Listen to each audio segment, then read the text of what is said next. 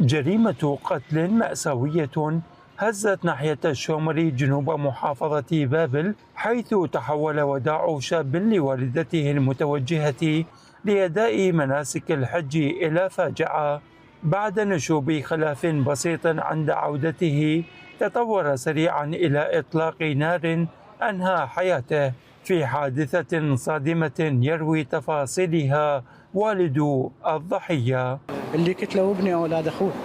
أنا وابني رحنا نودع أمه للحج، نودع زوجتي، زوجتي اللي هي راحت للحج.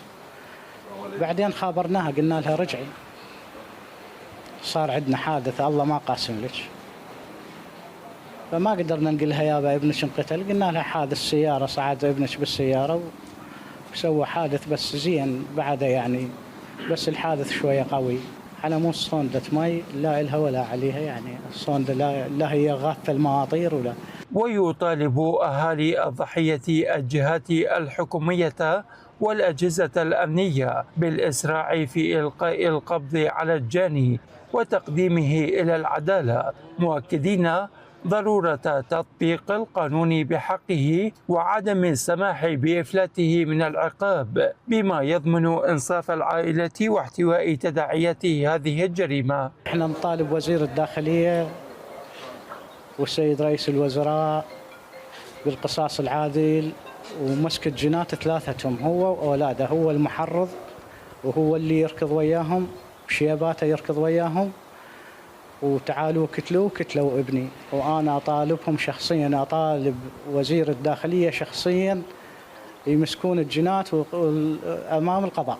هذا الحدث أنهى حياة شاب في عز شبابه وهو الوحيد لأهله. نرجو من الله العلي القدير أن يتغمده فسيح جناته، ونطالب بتسليم الجاني فورا، لأن هذه الحالة قد تصبح الامتداد لحالات أخرى. حادثة تعيد إلى الواجهة خطورة الخلافات البسيطة حين تتحول إلى أعمال عنف، وسط مطالبات بتعزيز فرض القانون وحماية المجتمع من تكرار مثل هذه الجرائم. من بابل، حسين العوادي، التغيير.